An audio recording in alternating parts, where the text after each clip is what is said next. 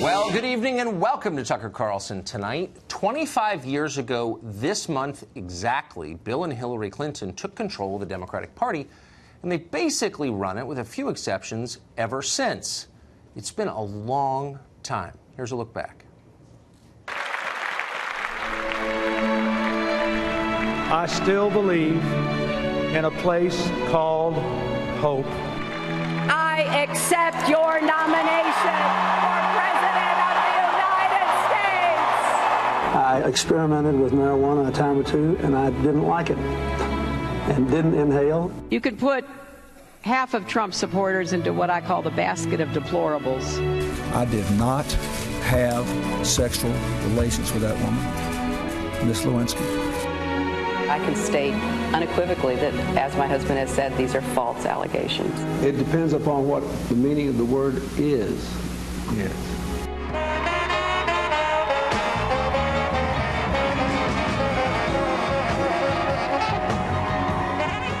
The great story here, for anybody willing to find it and write about it and explain it, is this vast right-wing conspiracy. What difference at this point does it make?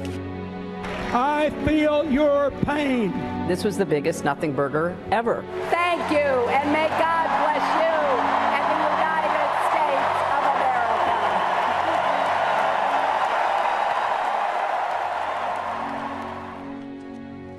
If you're a recent college graduate, that's your entire life. That's how long the Clintons have been in control, a quarter century. And for decades, they've held control because they and their acolytes have ruthlessly stamped out numerous charges of sexual harassment and assault brought against Bill Clinton. Suddenly, out of nowhere, that's no longer working for them. The society-wide backlash against sexual harassment by powerful producers, actors, and politicians has finally turned and bit the Clintons themselves. Just yesterday, Democratic Senator Kirsten Gillibrand, she's the one who filled Hillary Clinton's New York Senate seat when Hillary left it to become Secretary of State, said that Bill Clinton should have resigned during the Monica Lewinsky scandal. In response, Gillibrand was blasted by Hillary Clinton's longtime spokesman, Philippe Reines. He tweeted this: "Over 20 years, you took the Clintons' endorsements, money, and seat. Hypocrite." But Senator Gillibrand is not alone in turning on the Clintons. Liberal blogger Matt Iglesias, who's defended them for years, he works at Vox, he now says the president should have resigned back then. At an event in Miami, former DNC chair Donna Brazile, also very close to the Clintons, says that Bill Clinton's accusers deserve to be heard. Where's this coming from? What does it mean other than the end of the Clinton era, finally and completely? Chris Hahn is an attorney. He spent years working for Senator Chuck Schumer of New York, a longtime Clinton ally, and he joins us tonight. Chris, thanks for joining us. Anytime, Tucker. Thanks for having me. I'm not going to pile on the Clintons. Actually, I'm going to say something that I didn't think I would ever say. I agree with Philippe Reines in this case. I think that Senator Gillibrand is basically treating the Clintons like the Clintons treated women. She used them, and now she's discarding them. And I think it is contemptible. Wouldn't you agree? No, look, I mean, she's got a good opinion, and I think it's a good voice that needs to be heard. And let's face it, Tucker, I think that opinions on some of the things that happened in the 90s have evolved dramatically in this country, particularly in the last, 10 months or so.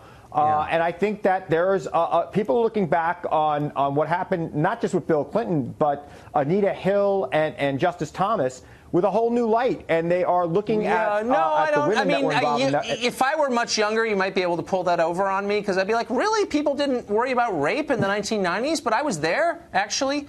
And Justice Thomas was never accused of any physical contact of any kind. He was accused of saying sexual things to Anita Hill, and we can debate whether he did or not. But he was never accused of assault in any way. Bill Clinton was credibly accused of forcible violent rape by a woman who was not a political opponent. She was a Democrat, and she told a bunch of people about it at the time, and she was attacked by fellow Democrats, dismissed by the press, and made to feel that she'd done something wrong. That was wrong then, and it's wrong now. And what I find infuriating is all these people attacked her then, and now they're like, oh, well, standards have changed. No, rape's always been real. It's always been bad. I agree, Tucker. I mean, you're not getting any argument with me. And you look back on it now, and there's a lot of disgust when you look back at that, both from people on the left and the right, and the way things were done towards women who came forward with allegations. And I think the initial instinct that is happening now for women to be believed until they're not, is probably the right way to go. And I think we're going to see more of that. And I think it's empowering for women.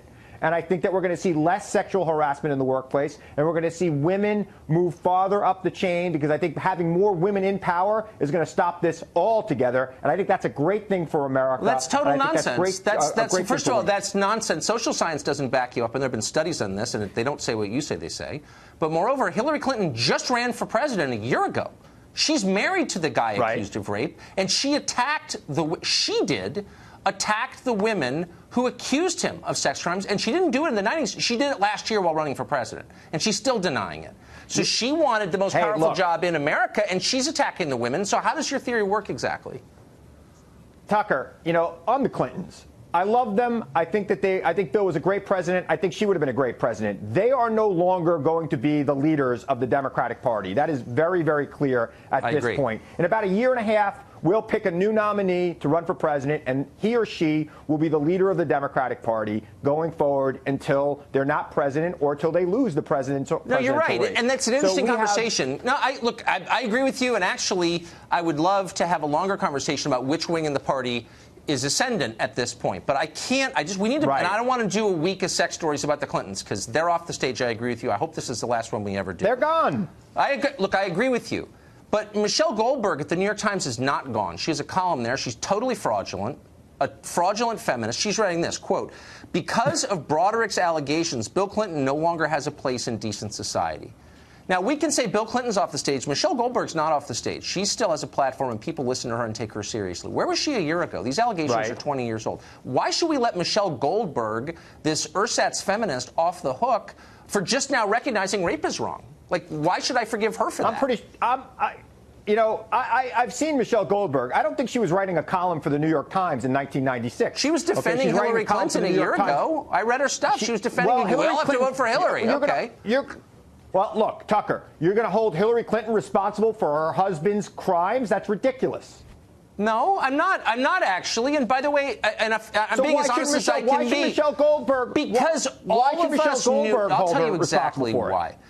Because Michelle Goldberg and lots of other people on the left thought it was more important that they have power than that some woman get justice. Okay, fine, but you can't pretend to be a feminist simultaneously, which is what people like Michelle Goldberg, and it's not just her, it's the entire feminist establishment that covered up for his crimes because they wanted him in office. And I just think they should be held accountable for that. Not the Clintons, they're defenders. Like I said, I think there's been a major evolution in this country, and I think that's a good thing, and I think things are going to change, and we're not going to be seeing these things covered up and swept under the rug. And that's not necessarily good for the current president either. That is not necessarily good for the current president. People didn't think rape was a big deal last year during the campaign? I thought the Democrats were the party of women, but you're telling me they didn't take it seriously last year. Tucker, the person who was accused of rape was not running for president last year. His wife, who attacked the woman who accused him, She was never accused of rape. She believed her husband. That was her crime, Tucker. She didn't believe her husband for a second. And don't insult my intelligence. She attacked the women who accused him. I was there. I covered this in 1998, and she led the charge against Monica Lewinsky, who did nothing wrong. She was like a kid. And Mrs. Clinton is the one who said she's a stalker and a nutcase and don't believe her. She did that. Yeah. It wasn't just believing her husband. Look, Tucker, I think Monica Lewinsky is owed an apology by a lot of people. Yeah, I agree. Myself included. And I think everybody on the left and the right who attacked that woman and painted her with a scarlet letter when she was just a 20-something star-eyed person. I feel that there's nobody in my lifetime who I feel was treated worse than her politically. And I agree. think that's something that needs to be rectified right away. The FBI ought to apologize to her also. They sweated her. They threatened her. She didn't do anything wrong. I mean, she did something, she was a kid. She's an intern. But I agree. There are many people responsible for wrecking that woman's life. But Hillary Clinton is one of them. And my only point is, when it was politically expedient, all these fake feminists defended Hillary Clinton. And now that she's off the stage, they're like, oh, I can unburden myself. Just kidding. He's guilty. Well, look. I don't think they're fake feminists, Tucker. I think they were compartmentalizing some of their feelings on different things. I know a lot of women who do not like Bill Clinton to this day. And are very critical of Bill Clinton because of the Monica Lewinsky scandal, because of the other things brought up against him. And these are liberal women. Chris, I hope that we have closed the book on the Clintons, and we'll see you back here on another topic. Thank you. Well, I think we have. Thanks, man.